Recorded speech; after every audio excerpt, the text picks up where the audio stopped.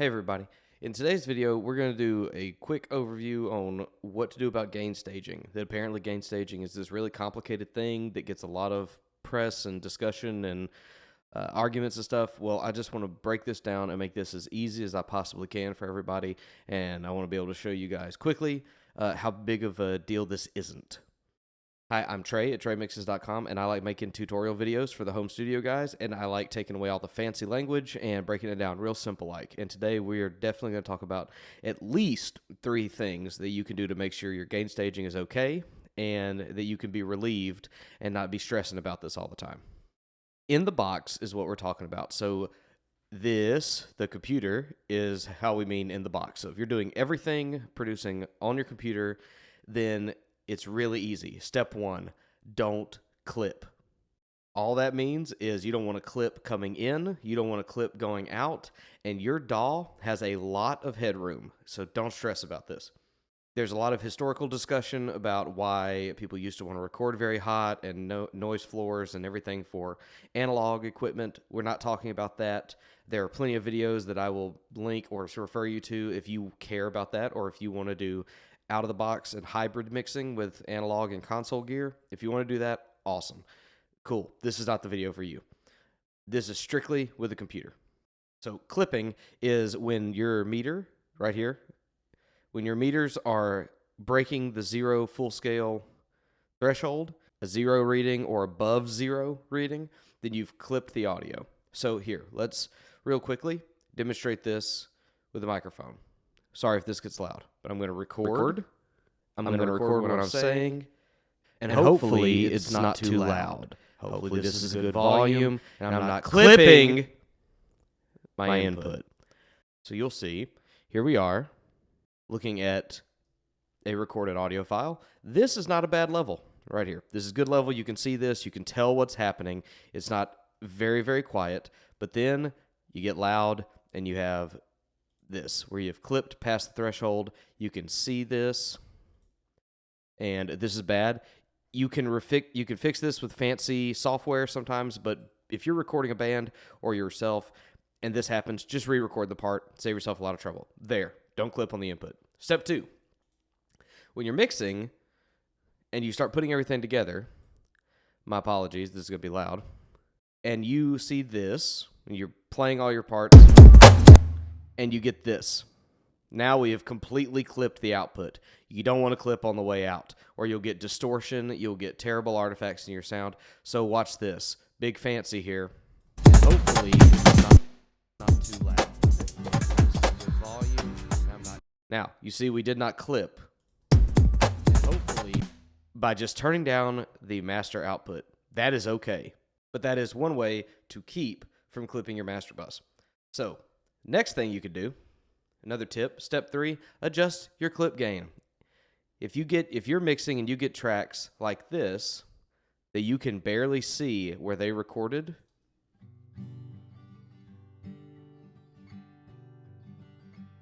you might even barely hear that. Turning this up only does so much for you. So we introduced clip gain, and in Logic it is over here on the left. Look at that. Turn it up to a manageable level where I can see what's happening on the screen. I'm not advocating mixing with your eyes. What I'm advocating is knowing that you have an audio file here that you can hear.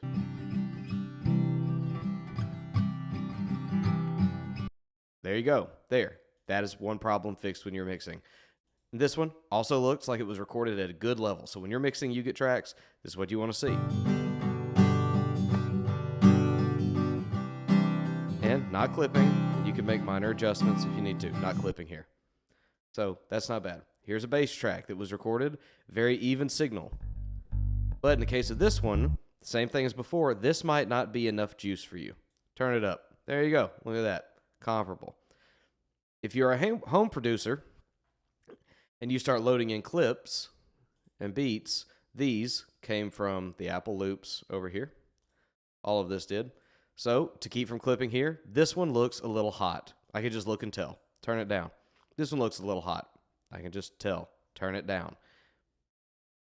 Now, while you've still got all your faders back up here at 0, you can adjust these without moving your faders. And we're still not clipping. Now, this is still really hot. I would probably turn this down some more. At least it's comparable in volume to the others. You can look.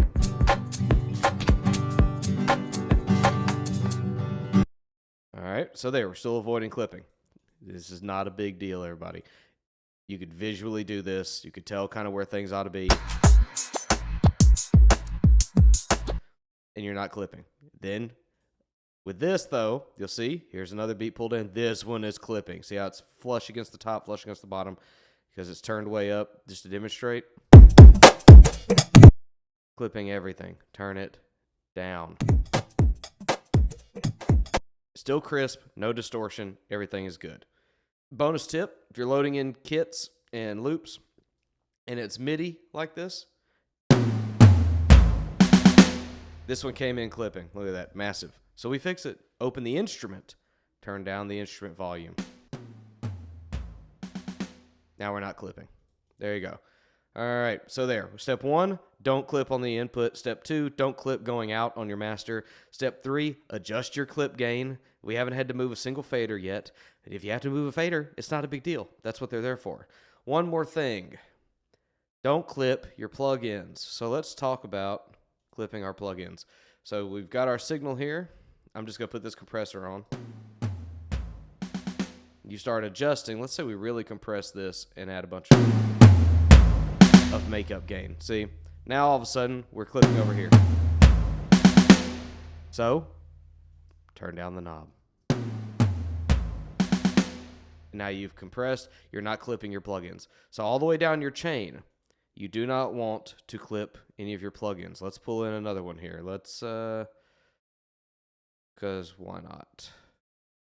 Pull in another plugin and just make sure, like if it's running in too hot, you don't want to over compress it. So we just turn down how much it's compressing. Makeup. Now look, it's clipping. Watch. This is how we turn it down.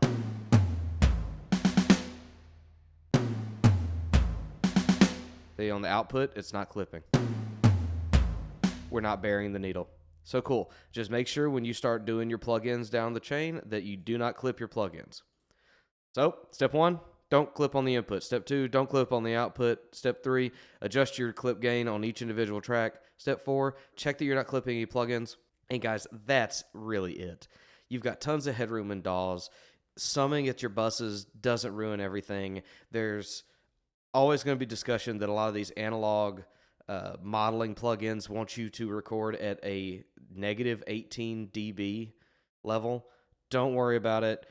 They're not going to make plugins and sell to you that sound bad if they're not right at that level. That's crazy. Even if it does sound slightly better, it's not going to make or break a bad mix or a bad song. That's going to be on you as the mixer or the producer if you're crafting good stuff and you're not clipping, distorting, ruining your track. So seriously, it's not a huge deal. Just do what it takes to sound good and don't clip. That's gain staging in the box. Thanks for hanging out. TreyMixes.com for a free mini course on mixing with saturation. I'm going to link to some other gain staging videos that I completely support and are full of wisdom regarding in-the-box mixing. And I'll link a couple regarding out-of-the-box and hybrid mixing. So there's additional information here for you to peruse. But as easy as it gets, just don't clip. Thanks for hanging out. Have a good day.